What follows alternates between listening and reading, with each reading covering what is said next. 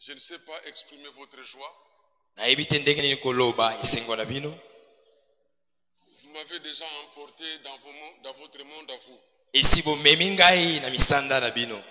Comme la Bible pouvait dire, il nous a transportés. Il nous a transportés. Attends, je vais le lire. C'est le livre de Colossiens.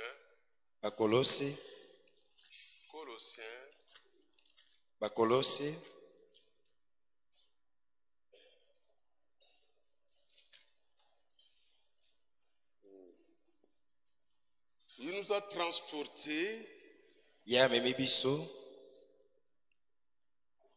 au verset de Colossiens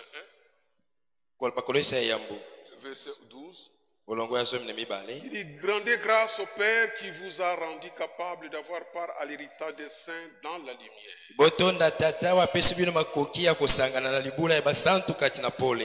Et qui vous a délivré de la puissance des ténèbres. Et nous a transportés dans le royaume du Fils de son amour. Que Dieu vous bénisse. Je vais vous commencer par vous donner un témoignage vite fait. Un jour, on m'a invité d'aller prêcher dans une église branhamiste. Cela veut dire que je suis arrivé pour la première fois. Ils m'ont dit de saluer l'assemblée. Des gens dans le cœur.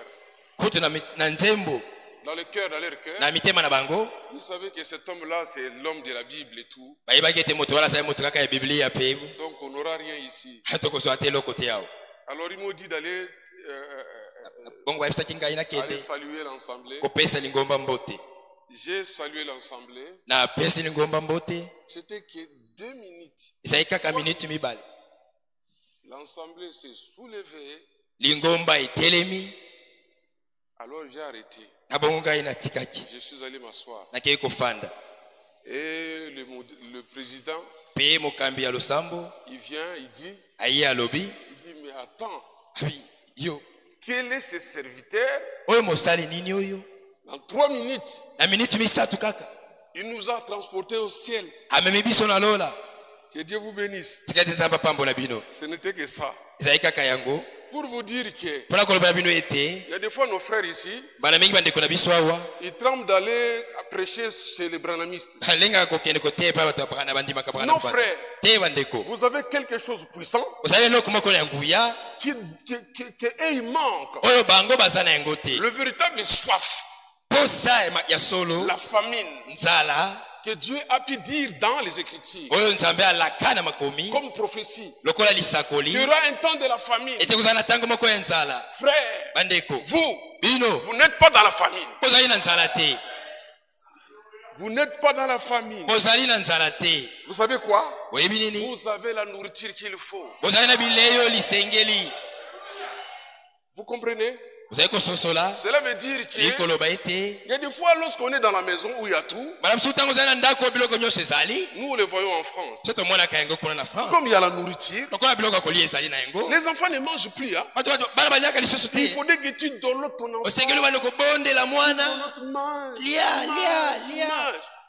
Et ils ne mangent pas. Il y a des fois il faut chercher des jouets, des trucs comme ça, pour lui le faire arriver de prendre même ce goût. Mais prends cette nourriture-là. Amène ça en Afrique. Vous comprenez? Donc nous aussi, vous aussi, en tant que c'est là que Dieu a connu avant la fondation de la terre. Parce que vous êtes là, pas par vous-même. Il faudrait que vous les reconnaissiez. Il faudrait que vous les reconnaissiez. Et accepter. Si tu es assis dans ce banc-là, ce n'est pas de toi-même. C'est Dieu qui t'a appelé. Amen. Amen. Alors regarde frère et sœur. Vous êtes là tout justement pour que Dieu vous montre ce qu'il a réservé pour vous. Dieu a réservé beaucoup de choses pour vous. Vous, gardez patience. Amen. Ne sois pas pressé. Le serviteur prudent a dit ça hier. Notre temps, c'est le temps de la patience. Amen. Amen. Parce que vous voulez que vous voulez pas. Aujourd'hui, tous les branhamistes veulent faire des miracles que Branham a fait. Ils veulent le faire. Alors si longtemps que cela n'arrive pas, alors voilà, maintenant ils sont allés voir les idoles. Il faut sortir un peu du Congo, même du Kinshasa. Vous allez voir tabernacle tel, tabernacle tel, tabernacle tel. Nous n'avons pas de tabernacle tel, tabernacle. Nous avons besoin d'une maison où Dieu se manifeste. Est-ce que vous comprenez? Voilà pourquoi, frères et sœurs, tous ces tabernacles-là, ils veulent devenir comme frère Branham était. Ils veulent faire des miracles que Branham faisait. Mais Branham ne faisait rien. C'est Christ qui venait faire tout. Mais qui est Branham? Branham c'est un homme. Mais Branham est mort. Branham est enterré. Mais Jésus-Christ est mort. Il était enterré et ressuscité. Nous ne prions pas un Dieu de mort. Car si tu es branhamiste, tu es mort. Comme le sépulcre de Branham est à Kentucky. Toi aussi tu es enterré à Kentucky. Mais nous sommes morts. Mort en Christ. Et Dieu a envoyé la même puissance. La même puissance qu'il a envoyée lorsque Jésus était sur la terre. Pour le ressusciter. Nous, lorsque nous mourrons en Christ, nous mourrons réellement. Vous comprenez? Nous mourons réellement. Et nous ne faisons pas des efforts. Ou nous faisons quelque chose. Ou j'ai changé. Non, je reste comme j'étais. Mais en moi, je sais que la parole que j'ai écoutée, ça m'a concerné. Vous comprenez? Vous ne venez pas pour le voisin. Vous ne venez pas pour une sœur. Oh, cette parole-là qu'on a annoncée. Non, cette parole-là qu'on a annoncée, c'est pour telle sœur. C'est pour mon mari. Ou c'est pour ma femme. Non, toi, tu viens pour toi-même. Reçois la parole pour toi-même. Que Dieu vous bénisse. Alors le frère a dit, c'était quel livre là qu'il a dit? C'était quel livre? C'était quel livre que le frère a considéré là? 1 Thessaloniciens 5. Écoutez frère et sœur. Dans 1 Thessaloniciens 5, il est dit ceci. 1 Thessaloniciens 5. Écoutez. 1 Thessaloniciens 5. À partir de quel verset? Ah oui. Écoutez. Pour ce qui est de temps et de moments, vous n'avez besoin, vous n'avez pas besoin, frères, qu'on vous en écrive.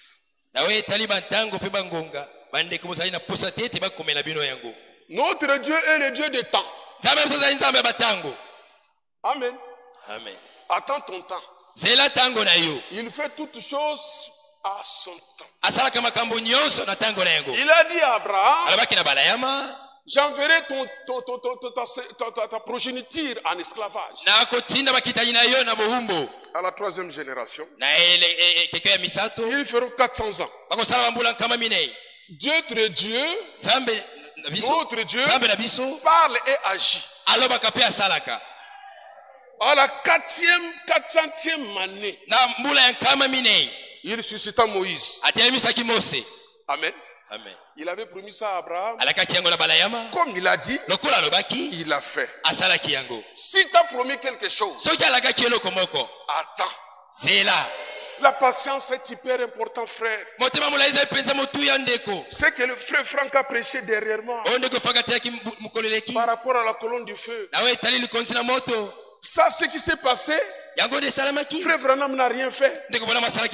N'a rien fait pour que la colonne de feu vienne sur lui. Vous savez, je suis allé en province.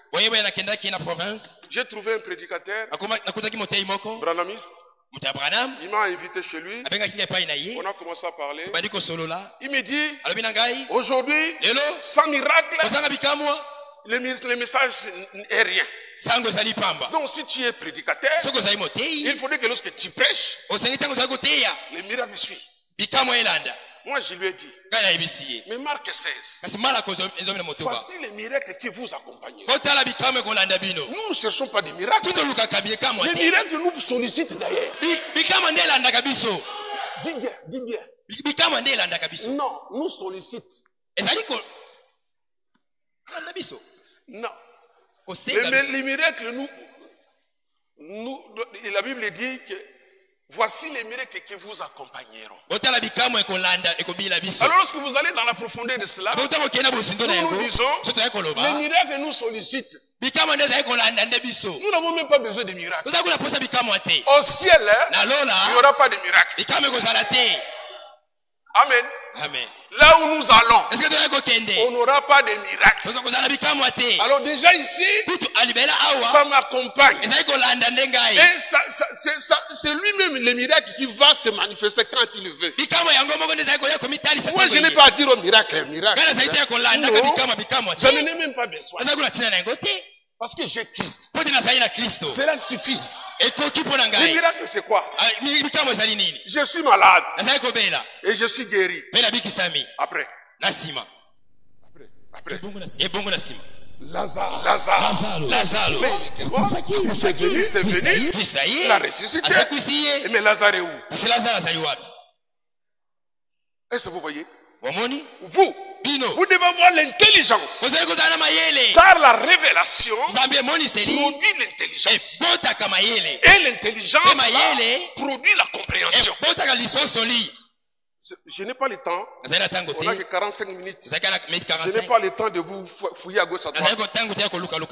Écoutez, frères, sœurs. Nous n'avons pas à chercher les miracles. Notre Dieu est le Dieu de temps. Il parle et agit. Amen. Amen. Si tu as promis, si elle l'a dit dans sa parole, je te donnerai. Tu n'as pas à discuter. Tu n'as pas à discuter. Toutefois, si tu as promis, déjà, gardez ça pour toi. Oh, Dieu m'a promis. Dieu m'a promis. Ici, Dieu m'a promis. Ici, Dieu m'a promis. Non. Un enfant de Dieu, la Bible dit, dans ces temps pareils, le temps là, il est notre Dieu, le Dieu du temps. Il dit dans les livres d'Osée, je n'ai pas le temps, dans ces temps présents, les sages s'étaient. Biloba loba. Il ne faut pas être un commère. Oh, Dieu m'a promis. Mais il t'a promis à toi. Il t'a promis à toi. Mais pourquoi tu veux parler? Pourquoi tu veux nous mettre mal à l'aise? Attends. C'est là. Lorsque tu palperas la chose, alors tu pourras dire, Dieu m'a promis, voici la chose. Amen. Amen. Vous n'avez pas dit. Tu n'as pas encore réussi. Voilà comment le diable intervient dans vos projets. Pourquoi? Parce que tu parles trop. Moi je vais faire ça. Je vais faire ça. J'irai dans tel endroit. Je ferai ça. Tu n'as pas encore allé. Tu n'as même pas rien fait. Mais tu parles. Le diable entend ce qui sort dans ta bouche. Ce qui est dans ton cœur, le diable ne peut pas le savoir. Celui qui sait dans ton cœur, ce n'est que Dieu lui. Dieu connaît ton cœur. Mais le diable ne connaît pas ce qui est dans notre cœur.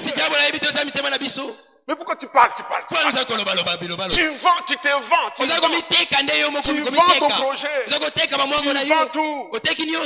Non. Non, frère. Alors, attends, je dis ce n'est pas rien. Alors, la Bible dit, c'était le temps, Dieu dit, attends, je retourne un peu là où j'étais dans 1 Thessaloniciens 5. Il dit ceci. Il dit, pour ce qui est du temps et des moments, vous n'avez pas besoin, frère, qu'on vous en écrit. Car vous savez bien vous-même que le jour du Seigneur viendra comme un voleur. Vous savez qu'est-ce que le jour du Seigneur? Le jour du Seigneur, ce n'est pas dimanche. Car les catholiques, ils disent que le jour du Seigneur là, c'est le dimanche. Non. La Bible répond par elle-même. Ésaïe 13. Ésaïe 13 dit ceci pour le jour de l'Éternel. Il dit ceci. Ésaïe 13. Il dit. Verset 6. Écoutez comment, regarde comment ça commence. Gémissez. Car le jour de l'Éternel est proche. L'Éternel là, c'est le Seigneur. Ça ne change rien. Donc l'Éternel dans l'Ancien, le Seigneur dans le Nouveau. Il dit, gémissez car le jour de l'Éternel est proche. Il vient comme un ravage du Tout-Puissant. C'est pourquoi toutes les mains s'affaiblissent et tout cœur d'homme est abattu. Ils sont frappés d'épouvante, des spasmes et les douleurs les saisissent. Ils se tordent comme une femme en travail. Ils se regardent les uns les autres avec stupeur. Leurs visages sont enflammés. Voici les jours de l'Éternel arrivent. Jour cruel, jour de colère et d'ardente fureur. Il réduira la terre en solitude et en exterminer les pécheurs. Vous avez entendu? C'est un jour mauvais. Un jour mauvais, frère. Dans Amos 5, 8, je ne sais pas. Il dit ceci dans Amos 5. Amos 5. Il est dit dans Amos, excusez-moi, je le prends. Amos 5. Verset 18. Il dit, malheur à ceux qui désirent le jour de l'Éternel. Qu'entendez-vous le jour de l'Éternel? Il sera ténèbres et non lumière. Et vous serez comme un homme qui fuit devant un lion et rencontre un ours qui gagne sa demeure. Appuie sa main sur la muraille et que mord un serpent. Le jour de l'Éternel n'est-il pas ténébreux et non lumière? N'est-il pas obscur et sans éclat? Vous avez entendu? Ne désirez pas ces jours-là. Que personne d'entre vous qui a fait s'asseoir dans cette église, qu'il désire ce jour ici. Déjà, même si vous sortez vous allez trouver les témoins de Jéhovah. Et il désire ce jour ici. Il désire ce jour ici. Vous savez comment? Il prêche leurs compatriotes. Ne cessez de pécher. Et ne fais pas ça. Tu fais des efforts pour que tu y arrives. Mais ça, c'est du mensonge de n'importe quoi. Écoutez. Toi et moi. Regarde les jours que nous devons désirer. Vous comprenez? Dans toute votre vie, ta vie chrétienne. Parce que nous ne sommes pas de la vie chrétienne. On dirait que tu dois fabriquer quelque chose. Fabriquant une façon de vivre. Comme un petit chrétien. Non, nous ne voulons pas la piété fabriquée. La piété fabriquée, on n'en fait pas. Ça ne te servira à rien. Là, tu attends les jours de l'éternel. Vous comprenez? Avec tes efforts, une façon de vivre. Comme les prêtres, les vous savez, hier, je suis entré dans un petit taxi-bus comme ça. Une dame assise là, bien habillée comme Mamelo. Là où elle est assise, elle gêne que tout le monde qui veut passer dans l'autre banc qui est là-bas. Alors le receveur lui dit, madame, maman, bien pousser là-bas, fais un peu comme ça les autres. Tu es en train de bloquer le passage de deux bancs. Elle était là assise, comme un statue, comme il n'entend rien, comme il ne fait rien. Mais attends, moi j'étais devant, j'étais choqué. J'étais obligé de descendre. Je lui ai dit, madame, moi je me suis assis là devant. Est-ce que tu veux venir s'asseoir là où moi je suis? La dame s'arrête comme il a entendu. Elle va s'asseoir devant. Alors le groupe qui attendait là, il fallait voir comment il se battait pour l'enlever. Alors moi j'ai regardé la dame. Je dis, mais madame, mais, donc à moi-même je parlais. Avec ton habillement là, bien habillé. Vous savez que les mamans s'habillent bien. Vous savez que les religieuses, vous savez non? Vous nous savez. Ils s'habillent bien. Mais ce n'est pas cet habillement-là. Ce n'est pas cet habillement-là.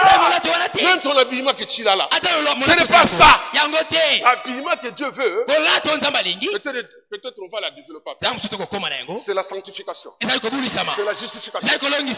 Ça, ce sont des habits. Véritable habillement que nous devons voir. Car ce que tu as mis là dehors, ça doit venir du dada. Il faut dire que ça vient du dedans. Ça te pousse à apporter, de rejeter le pantalon et tu prends ta jupe. Ta jupe doit se trouver dans ton cœur. Ce n'est pas dans ton cœur, il y a pantalon. Mais dehors, tu mets la jupe. Non, tu mens qui? Tu te mens toi-même. C'est ça les mamélos. Vous comprenez? Nous ne voulons pas que vous soyez des mamélos. Avec vos jupes longues, bien sans maquillage, sans bijoux, mais dans les cœurs là-bas. Que Dieu vous bénisse. Je vous taquine une fois. Mais c'est une réalité. Alors frères et sœurs, les jours que vous devez désirer, c'est ces jours ici. Dans le livre de Philippiens 1.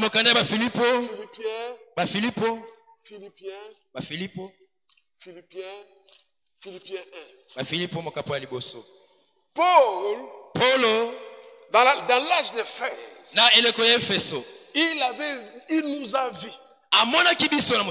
Amen. Amen. Il nous a vus. Dans le temps où nous sommes. Au temps de la fin de la fin. Vous comprenez? Au temps de la fin de la fin. Pendant que tous les démons du monde, depuis jeunesse, jusqu'à même Abraham, sont déversés dans notre temps. Un temps mauvais. Amen. Amen. Alors, Paul voyant cela, il a prié pour nous.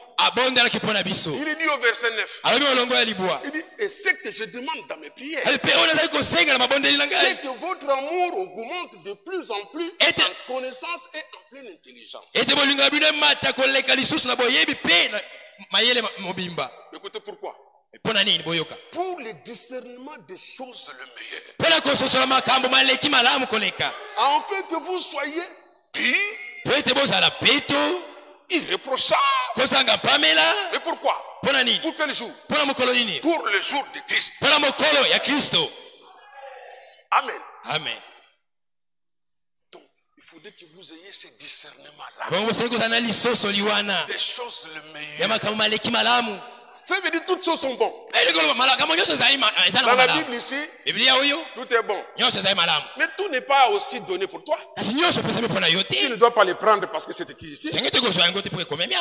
Vous savez comme Esther était? Esther, vous connaissez Esther? Hadassa. La fille, la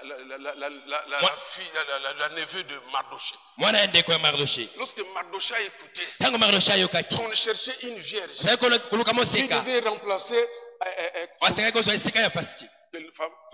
Vashti. Voilà qu'il est allé chercher sa neveu. Elle est venue. Il y avait 30 vierges qui devaient remplacer Vashti. Et parmi ces 30 vierges, Hadassa, Esther était là. Les 30 sont passés. Et la Bible dit ils devaient passer dans 2 maisons. L'autre pour se maquiller, manger, tout ce que les femmes pouvaient prendre. L'autre maison, c'est pour manger. Parce que ces vierges-là, la plupart sont des pauvres. Et ils viennent là chez eux, ils n'ont jamais mangé.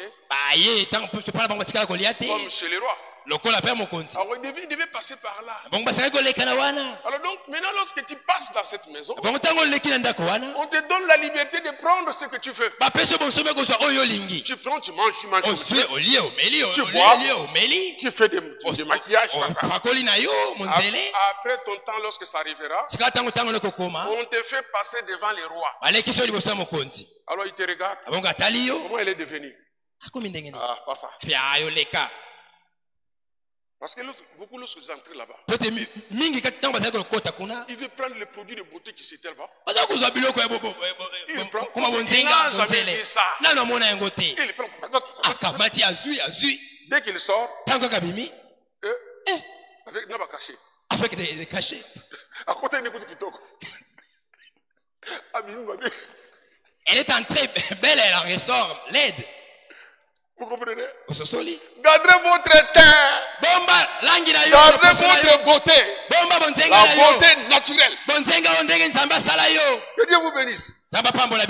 Alors maintenant, il y en a aussi les autres. Ils sont entrés dans ces maisons. Ils ont trouvé la nourriture en abondance. Ils ont mangé en désordre. Parce que Jésus ne mange pas bien. Dès qu'elle sort devant le roi, obèse. Je ne suis pas contre les femmes obèses, hein? Mais elle est venue mince. Tellement elle a mangé en désordre. Et devant le roi, obèse. Le roi, est-ce qu'il regarde? Pas ça. Mais Esther, Hadassa, qui est le type de l'église, qui est le type de l'épouse, qui est le type de la vierge sage. Amen. Amen. Dès qu'il est entré dans cette maison, elle ne s'est pas précipitée de prendre n'importe quoi. Il suivait les conseils des gays. Et Gay qui est le gardien des femmes. Et Gay qui connaît le goût du roi. Amen. Amen. Et Gay connaît le goût du roi. Alors Esther est venue. Il veut prendre quoi? Et Gay lui dit,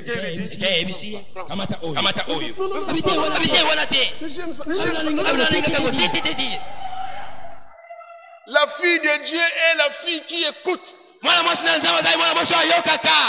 Le fils de Dieu est le fils obéissant. Il écoute. Ne prend pas. Il ne prend pas.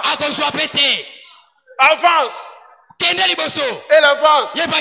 Arrête. Et s'arrête. Il écoute Égay. Égay connaît le goût du roi. Mais qui est Égay? Le Saint-Esprit. Mais qui est le Saint-Esprit? Il ne vient pas en désordre. Le Saint-Esprit, voici les dons. Il est monté au ciel. Il est descendu en bas. Et il est monté au ciel. Il a fait les dons aux hommes. Le Saint-Esprit ne vient pas en haut quand moi j'ai reçu. Il a donné des dons. Et ils sont là. Écoutez-les. Vous êtes contre moi? Vous dites pas Amen? Parce que je vous ai montré ces hommes. Mais dites Amen. Ah oui. C'est l'ordre de Dieu. Tout le monde ne peut pas venir ici. Vous croyez que le pasteur m'a donné la chair pour rien? Il sait. Vous comprenez? Respectez ça comme ça. Tu seras béni. Vous avez compris? La marche d'Esther, c'est vous. Alors frères et sœurs, la Bible dit toute chose est bon dans la Bible. Mais tout n'est pas donné pour que tu prends ça. Il y a des choses qui sont écrites, mais c'est déjà passé. Attends, je vais vous dire quelque chose. Bon, je vais vous épater. Je vais vous épater. Il y a un livre ici. Je ne lis pas, je ne lis pas. Il dit ceci. Lorsque vous verrez l'abomination, vous êtes sûr. Quoi? Continue. Cause la désolation établie sur le lieu saint. Parle bien. Et c'est lui qui lui fasse attention. Oui. C'est lui qui lui fasse attention après. Lorsque la désolation sera sur le lieu saint. Mais lorsque frère Branham lorsqu'il a, si vous voulez lire ça, lisez ça, vous allez le trouver dans... Attends, quel livre que je vous envoyer là? Voilà, si vous lisez dans... les 7 tâches de l'église. L'ouverture de ça.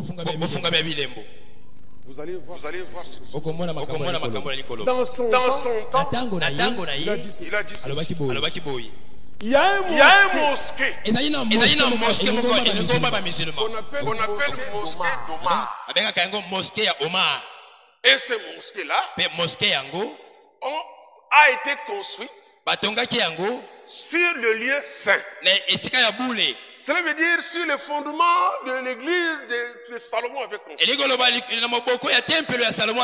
Dans son temps, nous avons grandi avec ça. Amen. Avec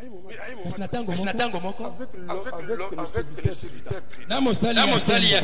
Il y a un homme qu'on appelait Nathanaël. Il est premier magistrat là-bas jusqu'à présent. Il a décidé qu'on prend les mesures. Là où il y a les mosquées. Et là où il y a les fondements. Parce que là, le fondement, l'église. Cela veut dire le temple. Que Christ viendra entrer. Dans Malachie 3. Il viendra d'en haut. Voici votre dit qu'il vient d'en haut. Et il entre dans son temple. Ce temple-là doit être reconstruit. Si jusqu'à présent ce temple n'est pas encore reconstruit. Tout le monde croyait que érigé sur ce temple-là. Il est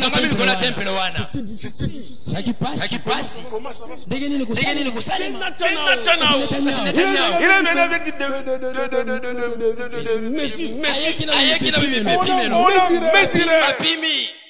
tous les temples entiers.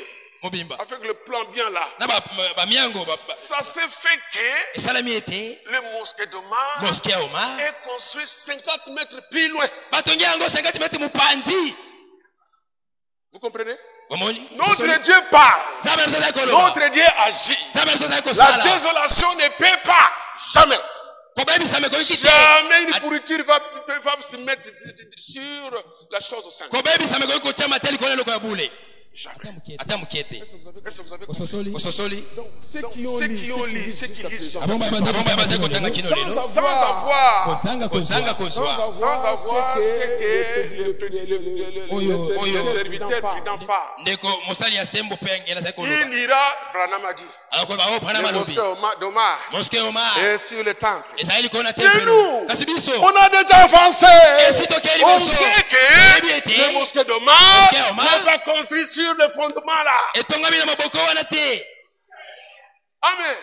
Et nous savons encore, Apocalypse 10, il dit, il faut détruire tout. Israël sera détruit. Mais le temple est là. Lorsque sera construit, il sera pas détruit. Comme maintenant, le mosquée de Bali, c'est quand lorsqu'ils vont faire la guerre là, cette mosquée sera détruite.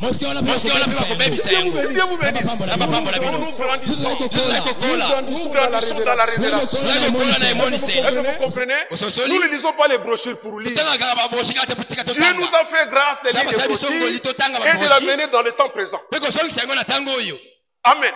De ramener ça dans le temps présent. Que ce soit la Bible, que ce soit les brochures. Nous lisons les brochures. Nous remenons ça ici. Et celui-ci nous donne la direction. La Bible nous dit arrête là. Avance. Ce qui s'est dit là c'est vrai, mais ce n'est pas aussi pas bien. Mais regarde comme la Bible dit, comme nous avons lu ici, ce que je désire, c'est que vous ayez le discernement le meilleur. Toute chose est bonne. Dès que vous ayez le discernement le meilleur. Est-ce que vous comprenez? Il faut les yeux de l'aigle pour regarder ces bons-là. Est-ce que ces bons-là est utile pour toi? Amen. Alors, nous, la Bible dit, tout ça c'est pourquoi? Pour le jour de Christ. Il y a un jour qui est le jour de l'Éternel. Il y a aussi un autre jour qu'on appelle le jour de Christ. Et le jour de Christ, c'est le jour de l'enlèvement. Amen. Le jour de l'enlèvement, nous devons la désirer. La désirer comme c'est pas quoi. Nous devons dormir dans ça. Nos prières doivent être dans nos prières là. Doivent être là-dedans aussi. Il demande à ton Dieu, pense à moi. Amen. Amen. Pense à moi. Celui qui sait qu'est-ce que les jours de l'Éternel, il ne désirera jamais qu'il loupe l'enlèvement. Voilà pourquoi notre cœur bat. Notre cœur tient vivement le meilleur. Vous comprenez? Le meilleur. Ok, il reste combien de temps? 5 minutes. 5. Bon, alors écoutez frères et sœurs, les jours de l'Éternel, oublie ça. Devant toi. Je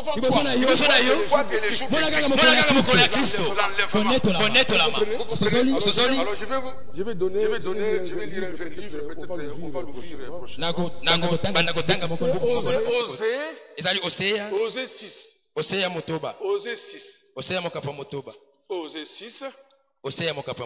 Il est dit ceci dans verset 4. Il dit, que te ferai-je, Ephraïm? Que te ferai-je? Votre piété est comme la nuée du matin. Comme la rosée qui bientôt se dissipe. C'est pourquoi je les frapperai par les prophètes. Je les tuerai par les paroles de ma bouche. Et mes jugements éclateront comme la lumière.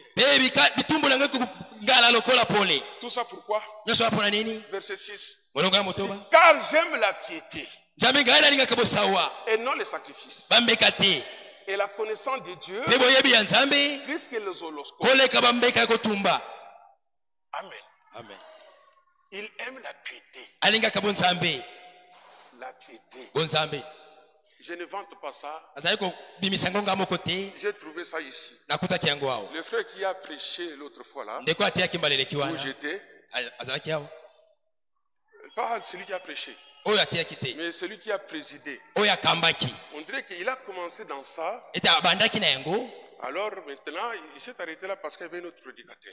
Mais moi, je reviens à ça. La piété. La piété. Dieu aime la piété. La maison de Dieu, comme vous êtes là, la première des choses, c'est que tout le monde soit pieux. Alors maintenant, peut-être prochainement, parce que nous ne voulons pas la piété fabriquée. Non. La piété que produit le Saint-Esprit. La piété que produit la vérité. Amen. Amen. Vous croyez et tu vois que ta vie change.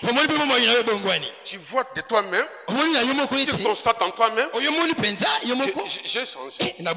Avant que les autres te disent, mais toi-même, tu te vois que... Comment tu t'appelles? Mumbongo. Tu te vois, Mumbongo se voit. Non, ça c'est pas le Mumbongo ancien. Sinon, en ce moment ici,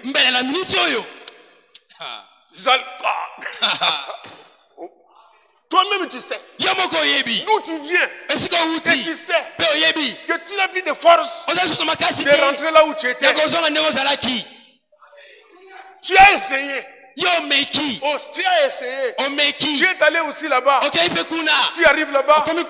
Dégoût. Mais qu'est-ce qui se passe? C'est Mbongo. Mais on était avec toi. Mais qu'est-ce que tu veux dire? Non, on était avec toi. Mais comment? Mais comment?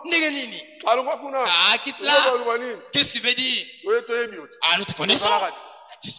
Mais toi tu sais. En toi-même. C'est vrai, peut-être un petit rappel qui vient. Mais tu te vois même pas là-bas. Même pas dans les songes. La piété. Que Dieu vous bénisse. Je m'arrête là. L'heure c'est l'heure. Il y a le couvre-feu.